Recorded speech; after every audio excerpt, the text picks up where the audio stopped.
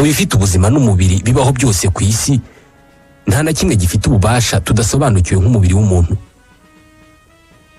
Imiterere yawo n'imikorere yawo abantu barabyize banabikoraho ubushakashatsi ku buryo bimwe na bimwe dufite icyo tubiziho, nubwo buri munsi ushatse kugira icyo wibaza ku mubiri w'umuntu wabona ibibazo byinshi.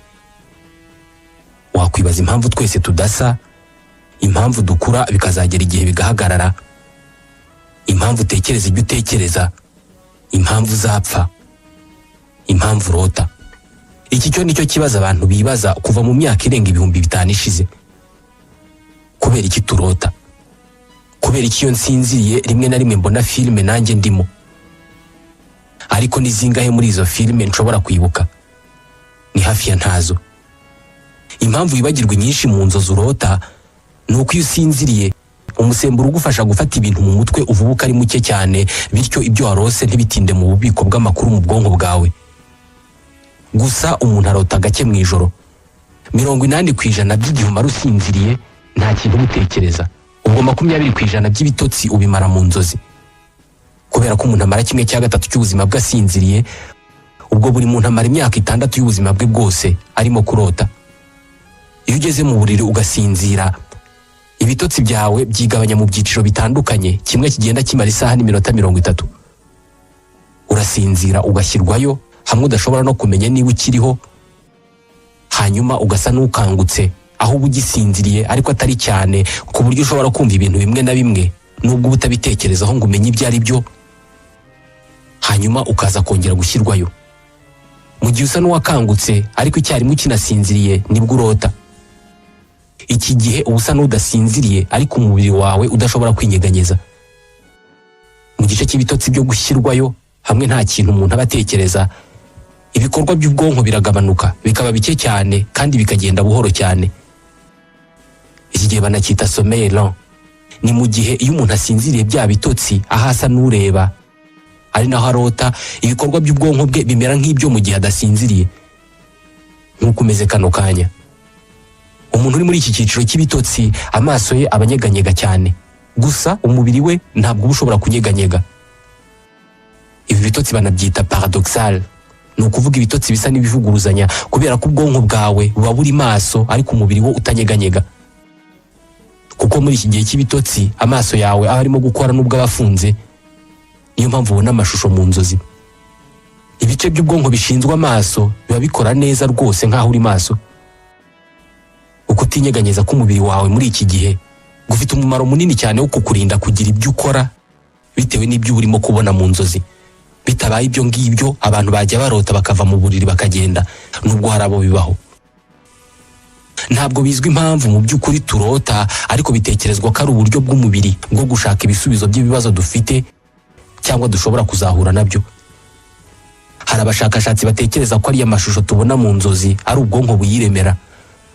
Abandi bagatekereza ko ubwonko bugerageza gushyira mu mashusho ibitekerezo umuntu aba afite. Izindi nyamaswa nazo zirarota. Imbwa n'injangwe zishobora kurota zihiga mu gihe inyoni zo zirota indirimbo. Ndabasuhuje, nitwa Ismael Mwanafunzi. Ibi byose twabivugaga kuko iyo ari imwe mu ngingo twibazaho ibibazo byinshi kubirebana n'imikorere y'umubiri wacu. Muri iki kiganiro reka tuvuge ku zindi ngingo zimwe na zimwe zirebana n'uburyo umubiri w'umuntu ukora, ariko twibaze kuri bumwe mu bubasha bw'umubiri w'umuntu tudatekerezaho kenshi. Turi kumwe na Cogebanque. Banki yazanye uburyo bunogeye buri wese, butekanye kandi bwihuse bwo gukoresha banki yawe. Ukoresha telefone yawe ugakanda akanyenyeri 505 urwego. Ushobora kohereza amafaranga, wagura umuriro, wareba amafaranga asigaye kuri konti yawe ndetse n'ibindi byinshi. Ibyiza no kugendana n'ibigezweho uhitamo gukoresha services z'ikoranabuhanga za Cogebanque. Ukeneye ibindi bisobanuro wagana ishami rikwegereye rya Cogebanque cyangwa ugahamagara 50 ikaze. Hari ibintu twese dufite mu mibiri yacu akaba ari nabyo bitubeshaho ariko tudatekerezaho kenshi. Dore ikoranabuhanga tugendana mu mubiri wacu. Buri kintu cyose gifite aho gihuriye n'ubutabire kiba kigizwe n'ibinyabutabire by'amoko menshi byihuza bikarema icyo kintu dushobora kubona cyangwa se kitagaragara.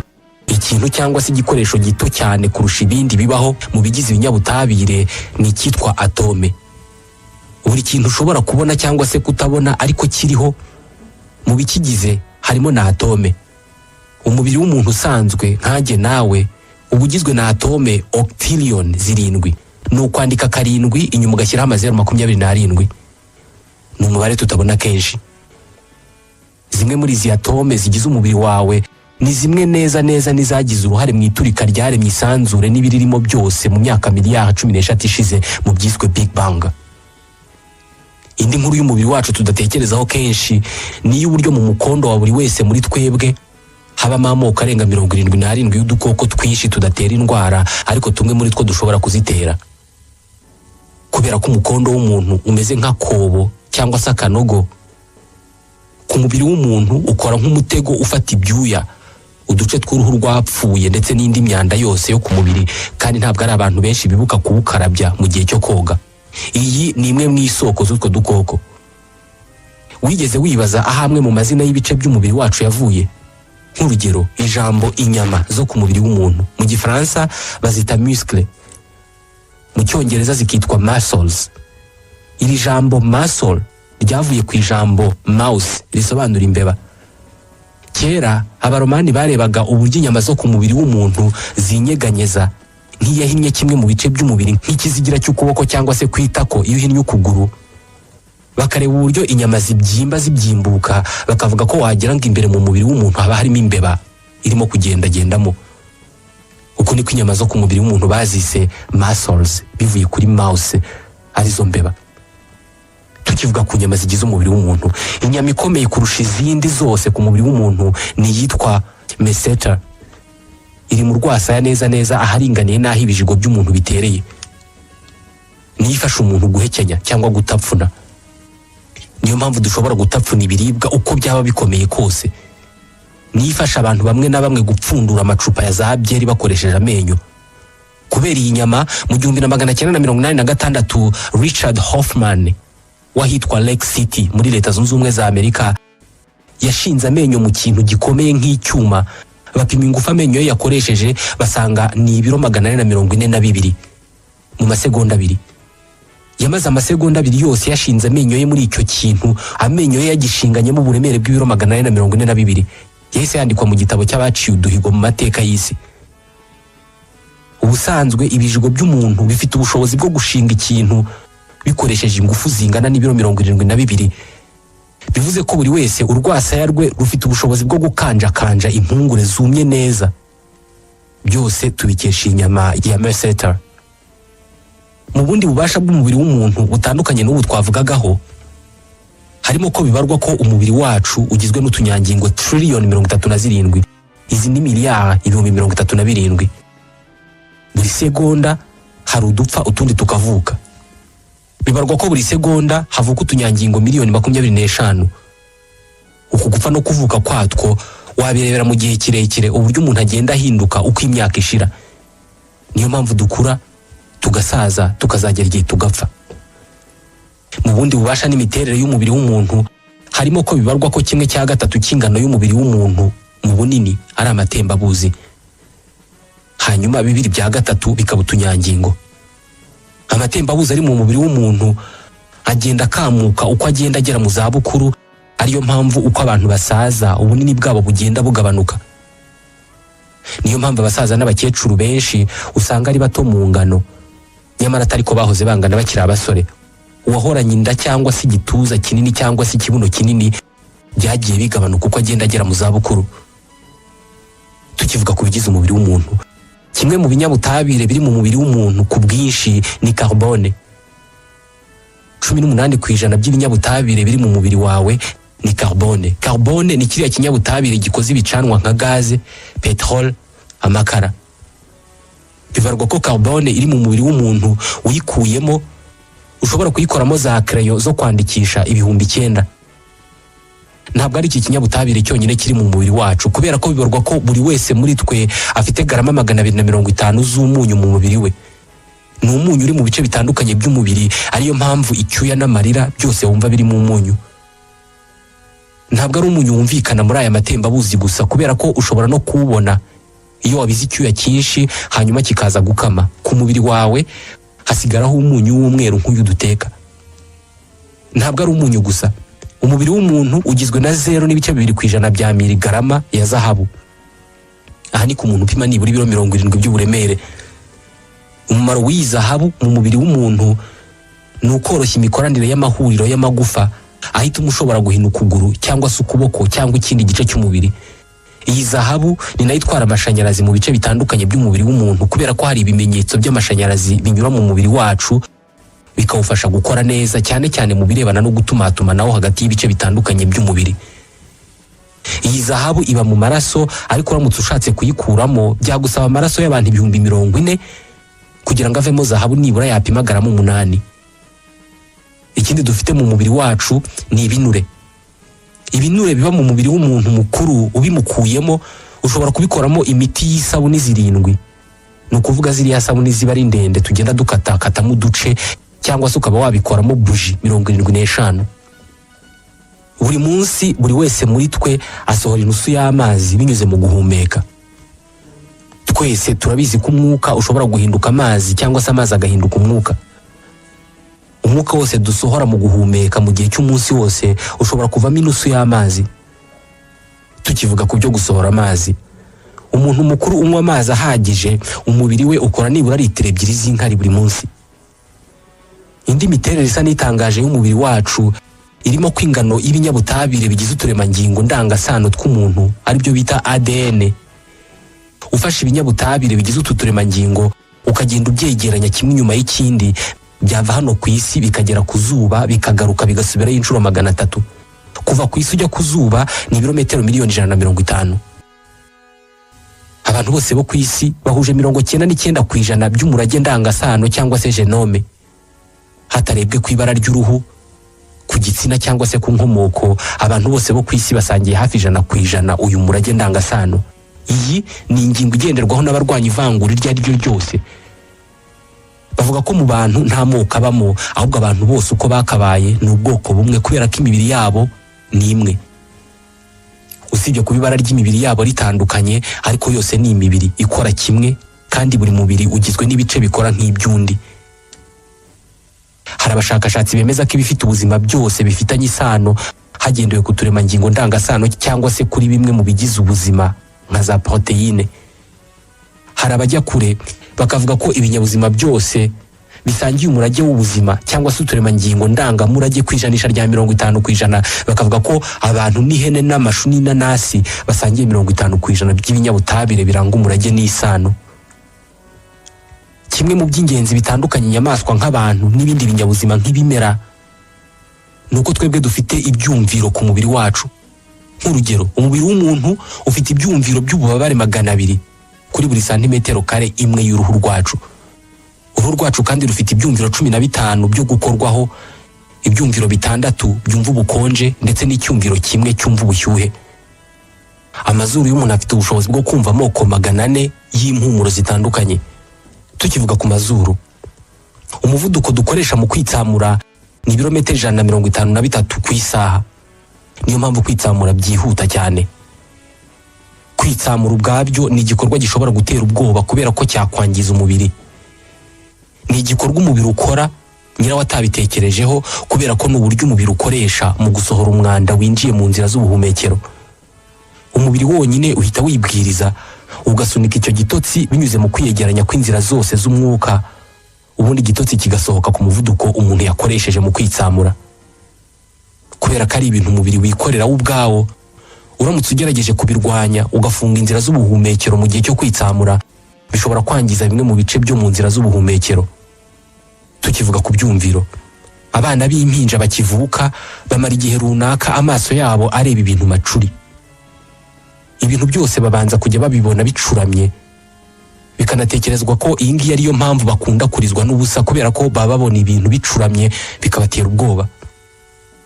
Ubundi ku bantu bose ni ibisanzwe kureba ibintu bicuramye. Niko imboni zacu ziteye, zireba ibintu bicuritse, zikohereza ayo mashusho mu bwonko, maze ubwonko bukicurukurira. Gusa iyi mikorere ubwonko burayiga.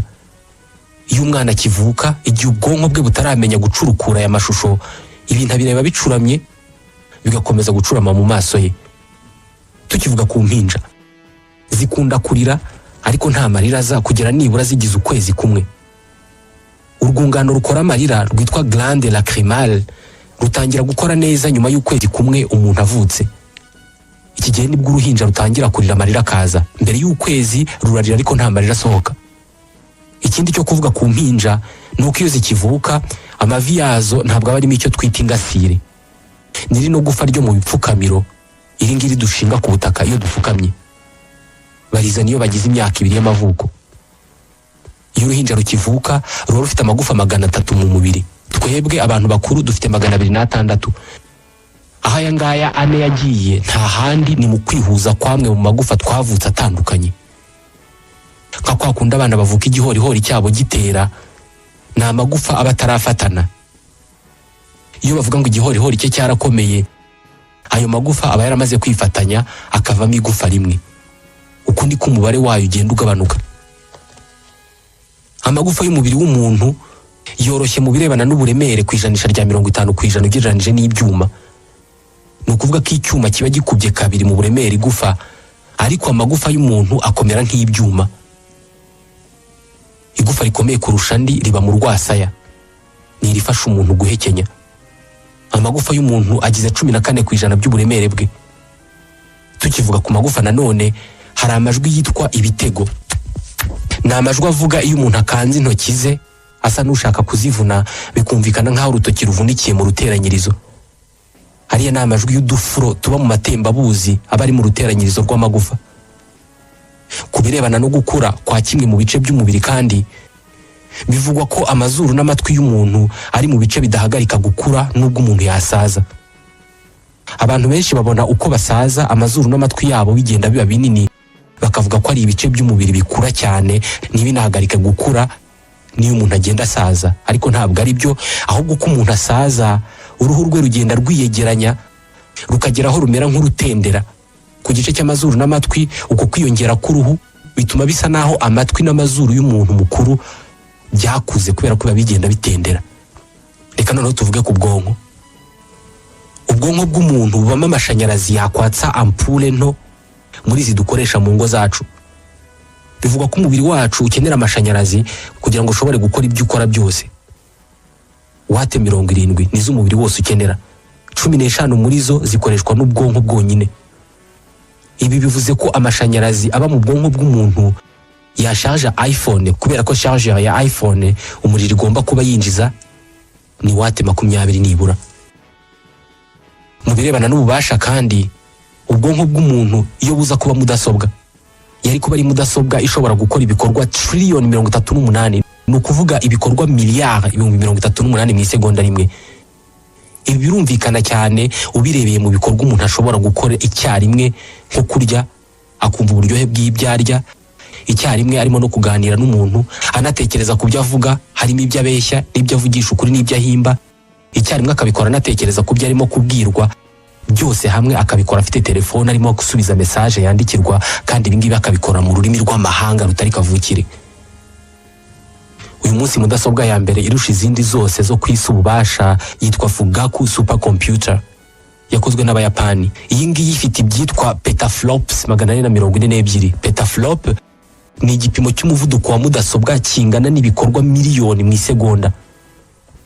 Nta muntu n'umwe uzi ingano y'amakuru ubwonko bw'umuntu bushobora kubika. Ku birebana n'imikorere y'ubwonko bw'abantu kandi bitekerezwa ko iyo abagabo barimo kumva umuntu ubabwira ikintu runaka bakoresha igice kimwe cy'ubwonko muri 2 bibugize, mu gihe abagore bo bakoresha ibice byombi mu kumva ibyo babwirwa. Bitekerezwa ko abagore bumva neza kurusha abagabo, ndetse ku birebana no gusesengura amagambo n'ubutumwa abagore babikora neza cyane kurusha abagabo. Mu birebana n'amarangamutima, umubiri w'umuntu ukorwaho n'amarangamutima mu buryo buwuca intege cyane. Nk'ubu bivugwa ko gukundana hagati y'abantu babiri bigira ingaruka ku mubiri zimeze nk'izo gufata ikiyobyabwenge cyitwa amfetamine. Ukwiyongera k'umuvuduko wo gutera k'umutima, kunanirwa kurya, kubura ibitotsi ndetse no kugira ibyishimo byinshi. Tukiri ku birebana n'amarangamutima, iyo tugize ubwoba, ubukonje, ibyishimo cyangwa se umuhangayiko, uruhu rwacu rusesa urumeza. Umubiri wacu uteye ku buryo utagira ubwoya bwinshi, ariko usa n'ufite ubwenge bwo kwitabara iyo umenye ko hari ikibazo kiwugarije. iyo ubukonje buje uruhu rw'umuntu ruhita ruzamura turiya duheri, ubundi twakabaye ubwoya. Rubikora mu rwego rwo kwirengera. Mu bihe nk'ibi ntabwo ibituba hari ugusesa urumeza gusa, ahubwo n'amatwi yacu ahita akora ubukurugutwa bwinshi. Iyo tugize ubwoba cyangwa se duhangayitse, urwungano ruba mu matwi rwitwa glande apocrine rukora ubukurugutwa, ruhita rukora bwinshi cyane kurenza ibisanzwe. Urwungano rukora nk'urukora ibyuya.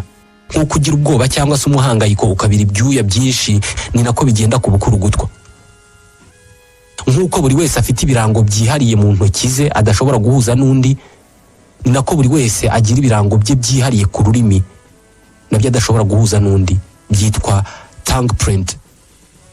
Bivuze ko kumwe bapima ibikumwe, bashatse banapima ururimi.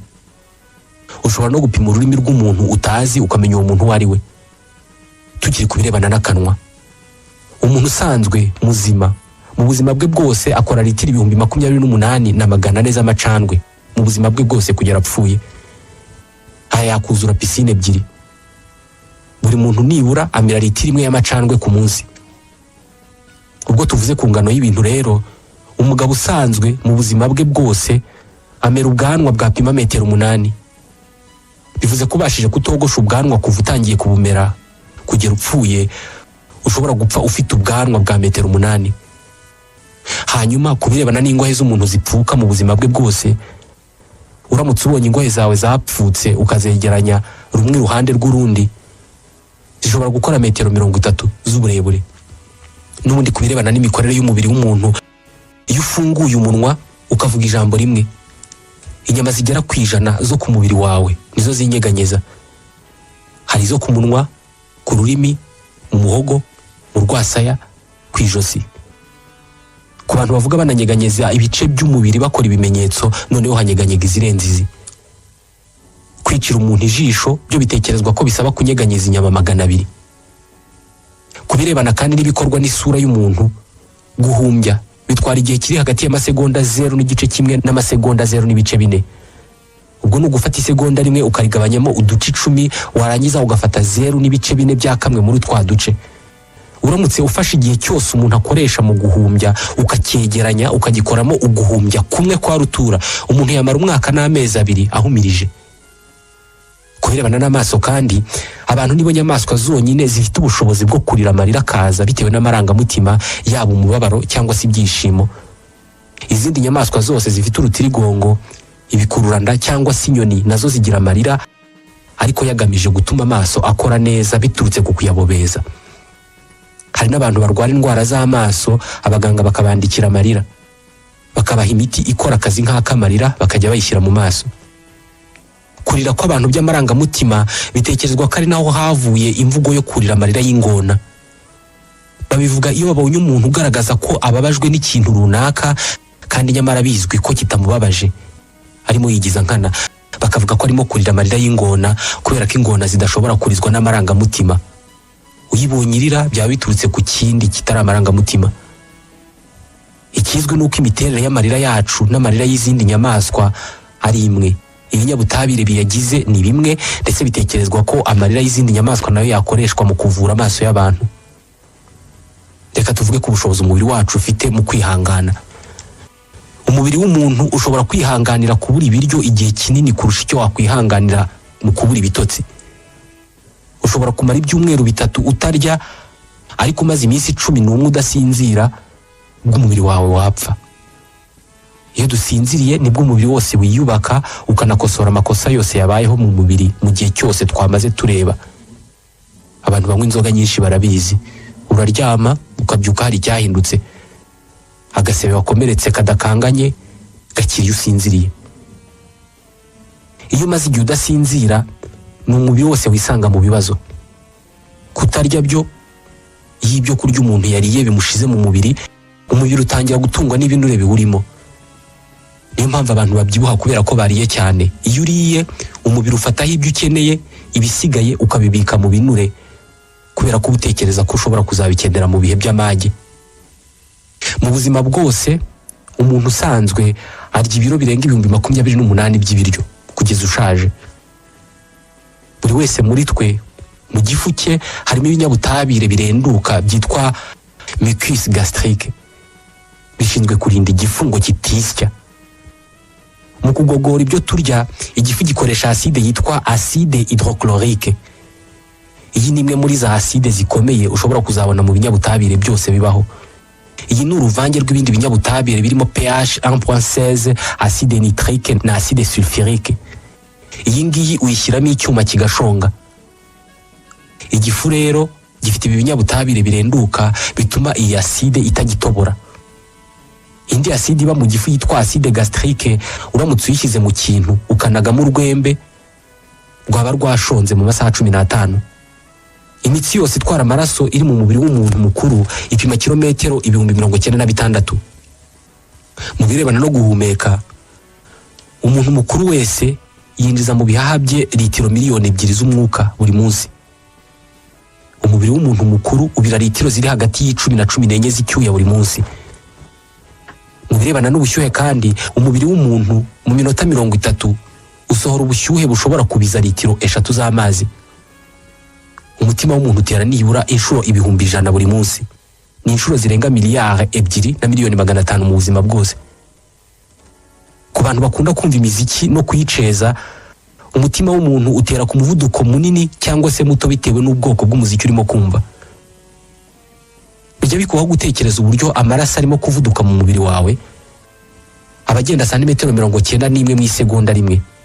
Iyo arimo gusohoka mu mutima abagenda yiruka cyane, ariko agenda agabanya umuvuduko uko yinjira mu dutsi duto. Mu munota umwe amaraso abazengurutse umubiri wose. Iyo umutima upompa amaraso ukoresha ingufu nyinshi cyane ku buryo bibaye atari mu mubiri wayatumbagiza akagera muri metero 9 mu kirere. Bivuze ko umutima w'umuntu ukora nk'imashini ikogota amazi ku buryo ushobora kuwukoresha mu gukura amazi mu kabande uyageza muri metero 9 imusozi. Umutima w'umuntu kugira ngo ukore biwusaba umwuka wa oxygene, bivuze ko uhaye uwo mwuka wa oxygene wakomeza gutera wowe utanahari. Mu bice by'umubiri w'umuntu byose, ikiganza nicyo gifite ubushobozi bukomeye mu kwigenzura ku buryo kinyeganyeza kikaniyerekeza mu byerekezo bitandukanye byinshi. Niyo mpamvu dukoresha ikiganza inshuro nyinshi mu byo dukora byose n'ibidafitanye isano nacyo. Iyo urimo kuvuga, ubutunga intoki uzerekeza mu byerekezo bitandukanye. Impamvu ikiganza gifite ubushobozi nuko gifite amagufa 27, imitsi minini 2 n'imyakura myinshi. Tukiri ku gice cy'ukuboko, hari ubushakashatsi bwinshi bwagaragaje ko akaboko k'umuntu uhereye aho ikiganza gitereye kugera ku nkokora kaba kareshya n'ikirenge cye. Gusa bivugwa ko atari ku bantu bose, ahubwo ni kuri 80% by'abakorewe ubwo bushakashatsi. Ubwo tuvuze ku birenge, bitekerezwa ko buri muntu ubyuka mu gitondo ajya mu kazi ke ka buri munsi asanzwe akora atera intambwe 7,500 buri munsi. Ubwo umuntu uzabaho imyaka 80 ashobora kuzaba agenza intambwe 290,000. Ibi ntabwo bitangaje kubera ko 1/4 cy'amagufa yose y'umubiri w'umuntu ni amagufa y'ikirenge. Mu birenge byawe harimo inzungano 250,000 zivubura ibyuya. Ni inzungano 125 muri buri kirenge. Mu birenge niho hantu hari inzungano nyinshi kuri buri santimetero kare imwe mu bice byose bigize umubiri w'umuntu. 1/2 cy'ibyuya umuntu abira ku munsi umwe biva mu birenge. Umubiri w'umuntu uremye mu buryo ufite imikorere n'imibereho itangaje tudatekerezaho kenshi.